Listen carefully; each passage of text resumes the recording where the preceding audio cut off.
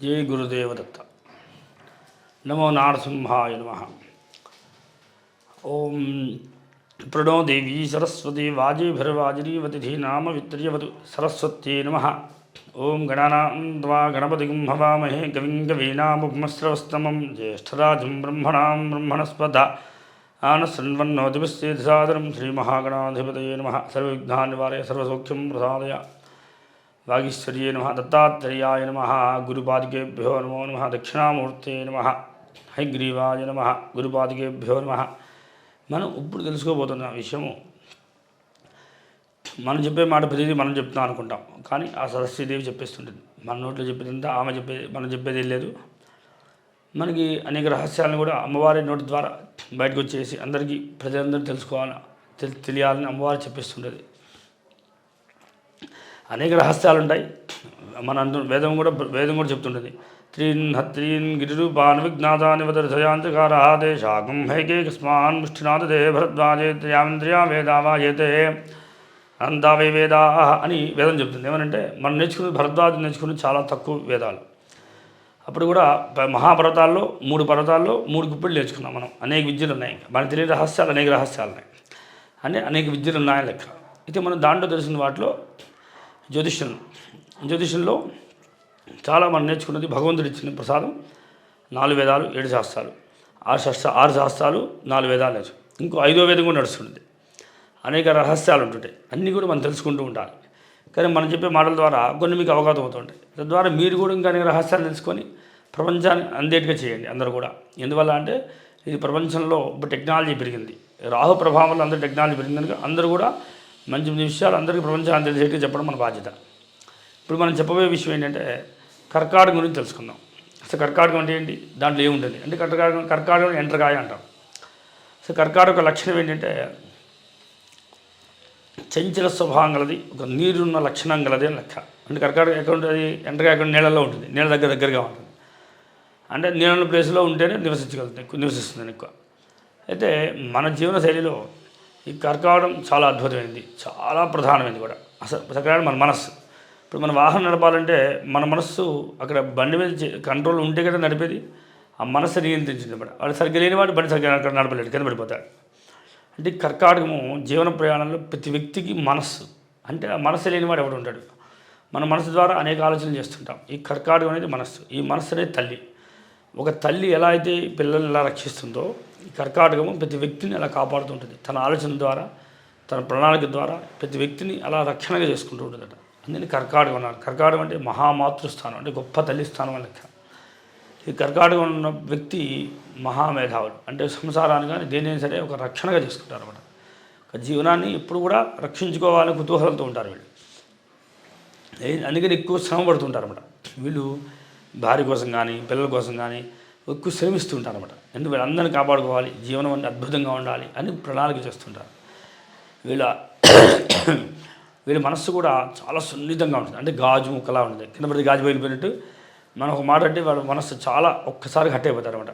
అన్ని వీళ్ళతో మాట్లాడేటప్పుడు చాలా జాగ్రత్తగా ఉండాలన్నమాట. కర్కాటక రాశి యొక్క మనస్తత్వం చాలా అద్భుతంగా ఉంటుంది. కానీ వీరు ప్రణాళిక చాలా అద్భుతంగా ఉంటుంది. వీళ్ళ ఆలోచన ప్రతిదీ రహస్యంగా ఉంటుంది. అంటే ఒక కుటుంబాన్ని కాపాడుకోవాలంటే ఏం కావాలి అనేది రహస్యంగా ఎలా అయితే చేస్తామో మనం, అలాగే కర్కాటక రాశి వాళ్ళు చేస్తుంటారు. ఈ కర్కాటక రాశిలో పుట్టిన వాళ్ళు ఇంత గొప్పవాళ్ళు అవుతుంటారు. అంటే వీళ్ళు మంచి తెలివిగల వాళ్ళు, కానీ మనసు ఒక క్షణకాలం మాత్రం ఒక రకంగా నిలబడుతుంది. తర్వాత మళ్ళీ ఆలోచన మారిపోతుంటుంది. అంటే చంద్రుడు కదా, కర్కాటకం అంటేనే చంద్రుడిలో పుట్టిన వాళ్ళు ఒక స్థితి చాలా అద్భుతంగా ఉంటుందని. అందుకని ఇప్పుడు గోచారంలో ఈ కర్కాటక రాశి వారికి ఇప్పుడు నడబోయేది ఏంటి అంటే, గోచారంలో కర్కాటక ప్రభావంలో ఉన్న రాశిలో పుట్టిన వారి యొక్క ప్రభావం మనం తెలుసుకుంటున్నాం.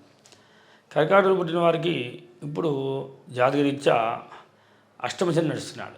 అంటే ఒక రకంగా ఆ శని ప్రభావం కొంత ఇబ్బంది పెడుతుందా అంటే అది పెద్దగా ఇబ్బంది పెట్టేదే లేదు, మనం జాగ్రత్తగా ఉండాలి.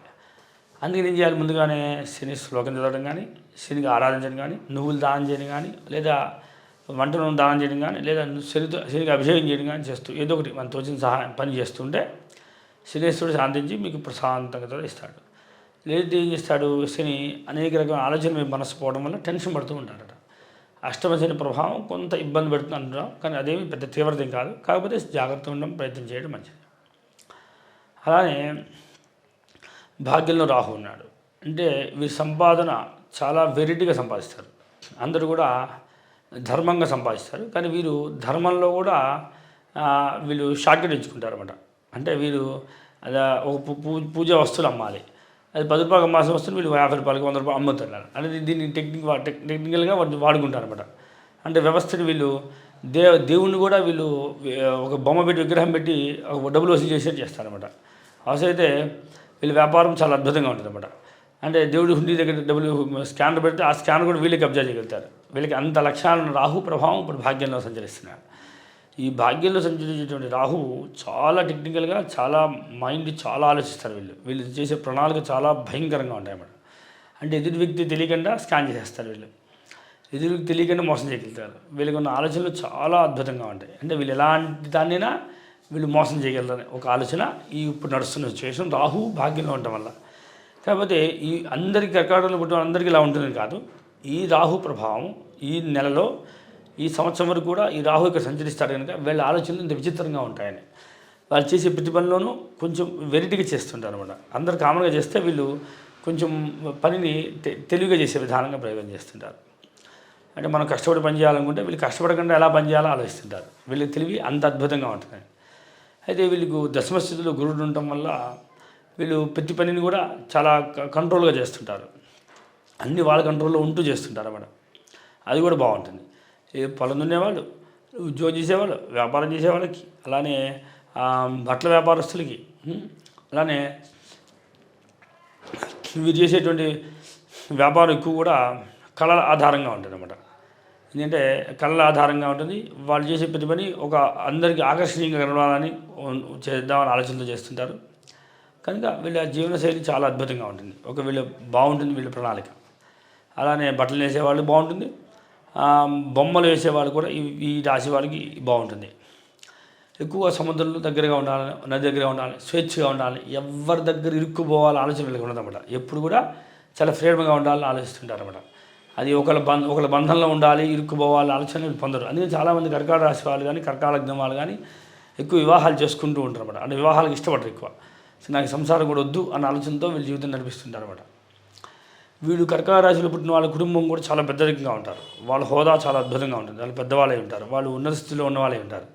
కర్కాటక లగ్నంలో పుట్టిన వాళ్ళు కానీ కర్కాటక రాశిలో పుట్టిన వాళ్ళు కానీ సోదరులు చాలా తెలివిగా ఉంటారు. వీళ్ళతో ఎప్పుడు కలహాలు ప్రభావితులై ఉంటారు అవకాశాలు ఉంటాయి. కామన్గా ఈ రాశి యొక్క లక్షణం ఒక జాతిరీత్యా గోచారీత్యా ప్రభావం.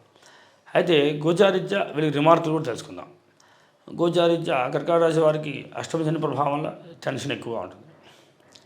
భాగ్యరాహు వల్ల వ్యాపార దక్షత బాగుంటుంది. దశమల గురుడు వల్ల ఉన్నత స్థితి, ప్రభుత్వ ఉద్యోగాలు, పోలీస్ డిపార్ట్మెంట్ సంబంధించిన శాఖలు అలా రావడానికి అవకాశాలు ఎక్కువ ఉంటాయి. అలానే వీరికి తృతీయంలో కేతు ఉండడం వల్ల సోదరుల మీద పెద్ద ఇష్టపూర్వకంగా లైఫ్ నడవడం, అయిష్టంగా ఉంటుంటారు. చతుర్థ స్థితి బాగుంది. అలానే పంచమంలో శుక్ర కుజులు ఉండడం వల్ల సంతాన విషయంలో వీరితో చాలా వెరైటీగా సంతానం అనుకూలంగా మారుతుంది. చాలా వీళ్ళు సంతానం ఎంజాయ్ చేస్తుంటారు. అంటే ఈ మాసం అంతా కూడా సంతానం చాలా అద్భుతంగా ఆనందాన్ని పొందుతుంటారు. వాళ్ళు కొత్త బట్టలు, కొత్త లైఫ్, చాలా మంచి పొజిషన్ ఉంటుంటారు. అలా షష్టంలో సూర్యుడు పడడం, అలానే షష్టంలో బుధుడు ఉండడం వల్ల సోదరుల ద్వారా కలహము, ఫ్రెండ్స్ ద్వారా కలహము, ఫ్రెండ్స్ ద్వారా వీళ్ళకి విముఖత లభిస్తుంది. అంటే ఇష్టపూర్వకంగా ఉండకుండా ఉంటారు. అలాంటి సిచ్యువేషన్లో కూడా వాళ్ళ ద్వారా వచ్చే సమస్యలను కూడా ఎదుర్కోవాల్సి వస్తుంది. అలానే వీరి మాట తీరు కొంచెం సమస్యాత్మకంగా ఉంటాయి. అంటే వీరి మాట ఎదురు వ్యక్తికి ఇబ్బందికరంగా ఉంటుంది. కర్కాటక రాశి వారి మాట అంత కొంచెం ఇబ్బందికరంగా ఉండే అవకాశాలు ఉంటాయి. తర్వాత వీళ్ళు చేసే ప్రవర్తన, వీళ్ళు చేసేటువంటి చేతులతో చేసే పనులు కొన్ని వెరైటీగా అనిపిస్తాయి. తద్వారా సమస్యలు ఉంటాయి. అంటే వీళ్ళు చేసుకోవడం కానీ వీరి చేతితో చేసే పనుల్లో కొన్ని సమస్యలు రావడం కానీ జరుగుతుంటాయి. కనుక చేతులకు దెబ్బలు తగ్గడానికి కూడా అవకాశాలు ఉంటాయి. చేతులకి, బాహువులకి దెబ్బలు తగ్గడానికి ఈ మాసంలో అవకాశాలు ఉంటాయి. కానీ జాగ్రత్త పాటించడం మంచిది. వీరు ఒక అష్టమ స్థితిలో శని ఉండడం మాత్రమే వీళ్ళకి అది సమస్యగా మారడం వల్ల ఈ యొక్క మాసంలో కొంత అనుకూలంగా లేదు. మిగతా అంతా బ్రహ్మాండంగా ఉంటుంది. గురుడు యోగదాయకంగా ఉన్నాడు, అలానే రాహు యోగదాయకంగా ఉన్నాడు, అందరు యోగదాయకంగా ఉన్నారు. ఒక శని మాత్రమే కొంచెం రిమార్కులు ఉండటం వల్ల శని ద్వార సమస్యలు ఏంటి కామన్గా అంటే ప్రాణ పీడోపశాంతి. శని చేస్తాడు, టెన్షన్ ఇస్తుంటాడు. కానీ పనిని కొంచెం స్లోగా చేసేటికి అవకాశాలు ఇస్తుంటాయి. శని ఒక లక్షణం ఏంటంటే కొంచెం పెద్దవాళ్ళు, మాతామహులు, పితామహులు వీళ్ళ ద్వారా సమస్యలు, వాళ్ళ సేవ చేయడం, వాళ్ళ ద్వారా డిస్టర్బ్ అవ్వడం, కొంచెం వాళ్ళతో అవాంతరాలు రావడం, ఇవన్నీ కూడా పరిగణ తీసుకుంటాయి. కనుక మీరు శని విషయంలో జాగ్రత్త పడచ్చండి. శని ద్వారా ఏమైనా ఇబ్బంది పడితే శని యాక్షన్ తీసుకోండి. ఇబ్బందులు ఏం లేవంటే అవసరం లేదు. కానీ గోచారీత్యా ఈ మాసంలో జరగబోయేటువంటి ప్రభావం ఇది. కనుక జాగ్రత్త పడిస్తే అంతా సుఖంగా ఉంటారు. జై గురుదేవదత్త.